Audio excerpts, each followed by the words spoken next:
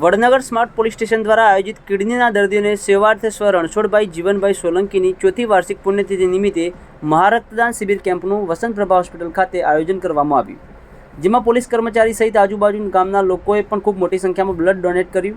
Vadnagar smart police સ્ટેશનના PI વાણિયાના પૂરા પરિવારે પણ રક્તદાન કર્યું, જેમાં પીઆઈ વાણિયાએ 12મી વખત રક્તદાન કર્યું અને તેમના દીકરા અમન વાણિયાએ 4થી વખત બ્લડ ડોનેટ કર્યું, તેમજ પીઆઈ વાણિયાના ધર્મપત્ની સ્મિતાબેન પણ 10મી વખત બ્લડ ડોનેટ કરી એક ઉત્તમ ઉદાહરણ પૂરું પાડ્યું।